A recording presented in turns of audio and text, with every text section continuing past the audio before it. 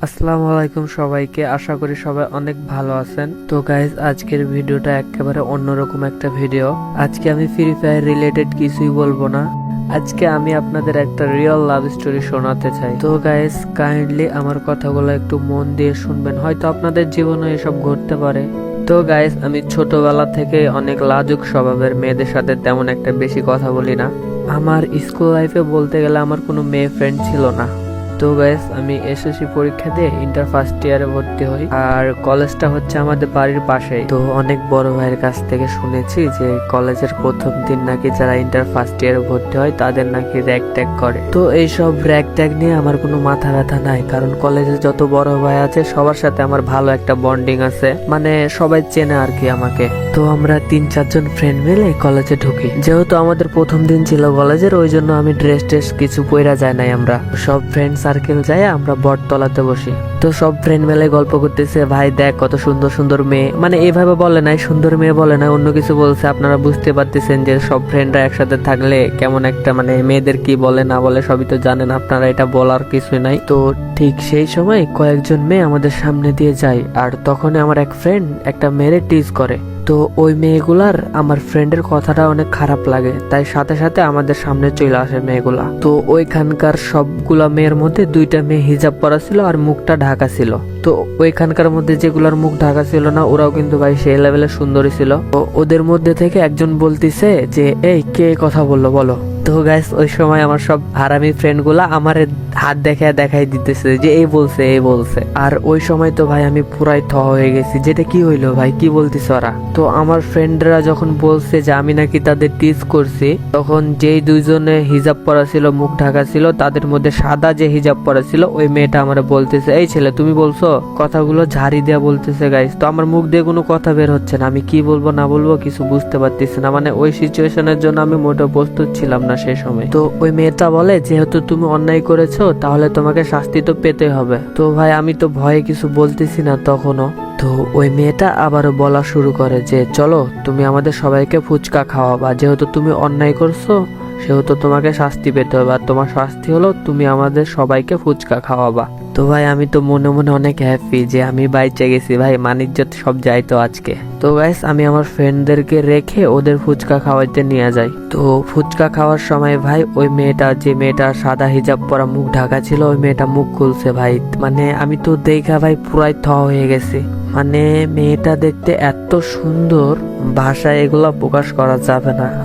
আমি যদি কবি হইতাম তো অবশ্যই তার সৌন্দর্য নিয়ে একটা কবিতা লিখতাম। তো ওই মেয়েটা ফুচকা খাইতেছে আর আমি তো হা হইয়া তার দিকে তাকাই আছি। তো ওই মেয়েটা হঠাৎ আমারে বলে, এই পিচ্চি তুই কি দেখোস আমার দিকে। তো ওই মেয়েটা যখন ঝাড়িটা দেয় তো আমি আমার মুখটা নিচে কইরা নি। তো ফুচকা খাওয়া শেষে যে মেয়েটার উপরে আমি ক্রাশ খাইছি, ওই মেয়েটা আমারে বলে, এই পিচ্চি তুই কি ইন্টার ফার্স্ট ইয়ারে। তো আমি সুন্দর মতো হ্যাঁ বলে জবাব দিয়ে দিই। তখন ওই মেয়েটা হেসে বলে যে তুই যে বড় আপুদের টিজ করতেছিস, এটা যদি প্রিন্সিপাল স্যারের কাছে বলি তাহলে তোর কি হবে তুই বুঝতেছিস। তখন আমি বলি যে আমি তো আপনাদের টিজ করি নাই, ওই যে আমার ফ্রেন্ডরা ছিল ওইখান থেকে আমার একটা ফ্রেন্ড আপনাদের টিজ করছে। তখন ওই মেয়েটা বলে যে তাহলে তুই তখন বললি না কেন যে তুই বলস না কিছু। তখন আমি বলি যে আমি ভয়ে তো কিছু বলতে পারি নাই, কি বলবো না বলবো কিছু বুঝে উঠতে পারি নাই তখন।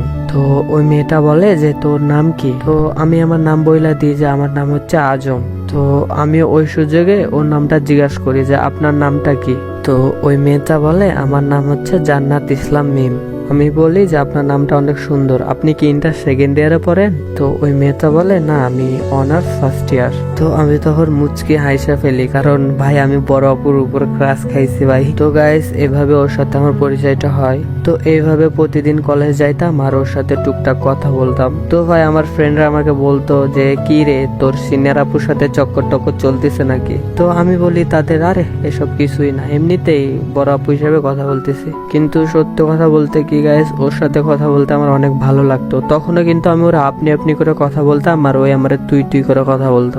যেহেতু ওই আমার সিনিয়র আপু সেহেতু তুই করে কথা বলাটাই স্বাভাবিক। তো এইভাবে আরো 2 মাস কাইটা যায় গাইস। তো তখন ওর সাথে আমার একটা ভালো সম্পর্ক হয়ে যায়। রেগুলার কথা হইতো মেসেঞ্জারে, ফোনে। আমরা যেভাবে কথা বলতাম সবাই ভাবতো যে আমরা জিএফবিএফ। তো এভাবে আমাদের ভালোই কাটতেছিল দিনকাল। ও যদি কোনো জায়গায় যাইতো তো আমাকে নিয়ে যাইতো সাথে করে। আমার প্রতি অনেক পজিটিভ ছিল, অনেক কেয়ার করতো আমাকে। আমি খাইছি কিনা, অনেক রাত অব্দি জায়গা আছি কিনা এসব বলতো, অনেক কেয়ার করতো আমার। তো এসব কিছুর মধ্যে আমি ওকে বইলা ফেলি যে আমি আপনাকে অনেক ভালোবাসি, আপনাকে আমার লাগবে, আপনাকে ছাড়া আমার চলবে না। তো এই কথাটা কিন্তু আমি কলেজ ক্যাম্পাসে ওকে সরাসরি বলি। তো এই কথা শোনার পর ওই আমার একটা সাইডে নিয়ে যায়। সাইডে নিয়ে গিয়েই ভাই সজোরে একটা চর মারে আমার গালে। আমি তো ভাই পুরাই যে কি হইলো আমার সাথে, এটা ভাই চর মারলো কেন? ওই বলা শুরু করে যে গাধার বাচ্চা গাধা, তোর এই কথাটা বলতে এতদিন সময় লাগলো? তুই কি কিছুই বুঝোস না? পিচ্ছি খোকা, তুই ফিডার খাস, হ্যান ত্যান আরো অনেক কিছু বলা শুরু করলো গাইস। তো গাইস শুরু হয়ে গেল আমাদের নতুন একটা প্রেমের অধ্যায়।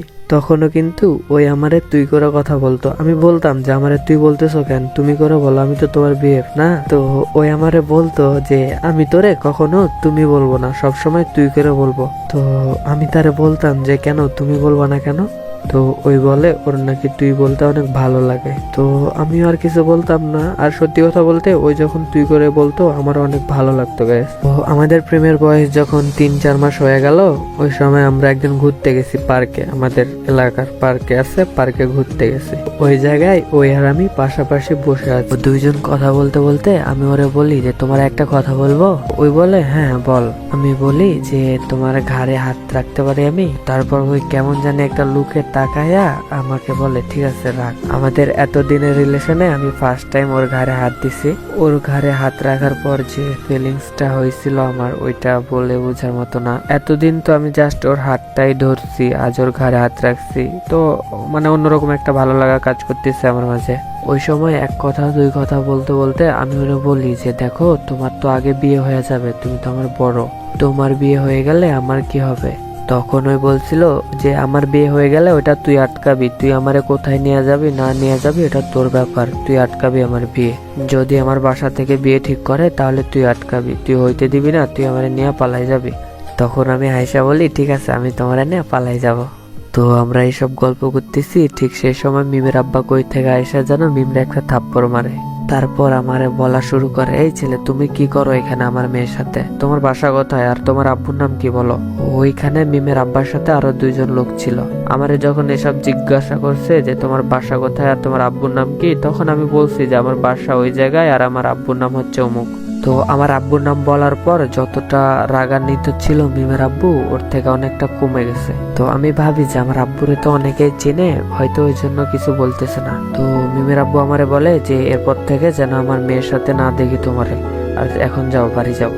আর আমি চুপচাপ কিছু না বলে চলে আসি সেখান থেকে। বাড়ি আসার পর তো আব্বা সে ঝাড়ি দিতেছে, বলতেছে ওই মেয়ে তোমার কে হয়, ওই মেয়ের সাথে তোমার সম্পর্ক কি?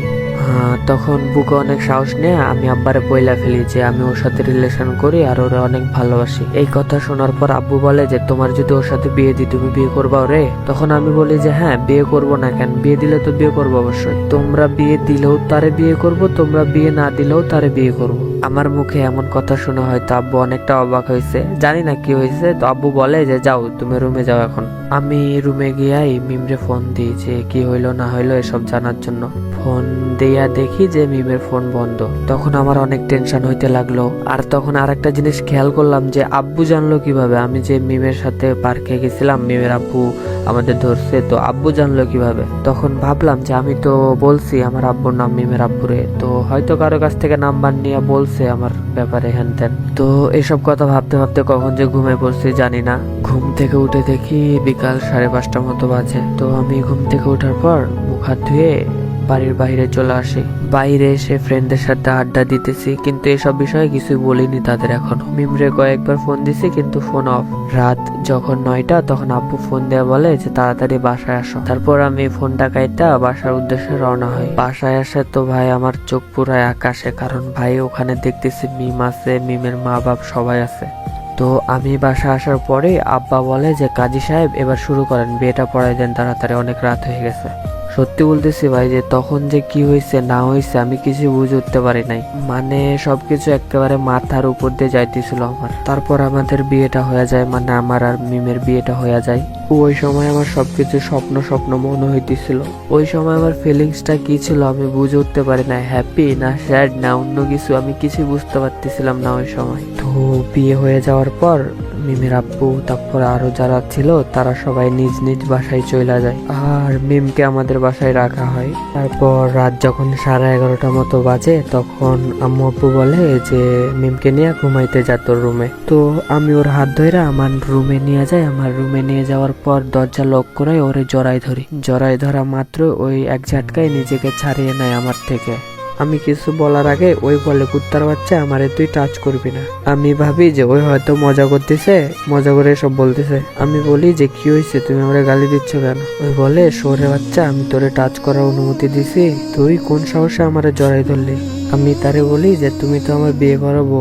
তো ওই বলে কিসের বউ, আমি তোর স্বামী হিসেবে মানি যে তুই আমার বউ বলতেছিস? আমি বলি যে আজকেই তো আমাদের ইসলামী মতে বিয়ে হয়েছে, তুমি আমার বউ না। ও বলে কিসের বিয়ে, আমি এ বিয়ে মানি না, আমার অন্যজনের সাথে রিলেশন আছে, আমি তোকে স্বামী হিসেবে কখনো মানতে পারবো না। তারপর এইটা বইলা ওর ফোন থেকে আমারে কিছু পিক দেখায়, যেগুলা দেখা ভাই আমি তো ভাই আমার চোখ দিয়ে পানি পড়তেছে স্টিল। কাউকে যদি হাতুড়ের বাড়ি মাথায় মারা হয় তারপর যে ফিলটা হয় ওই সময় ওই রকম মনে হইতেছিল যে আমার মাথার উপর জানি কি একটা মানে ভারী কিছু দিয়ে আঘাত করছে।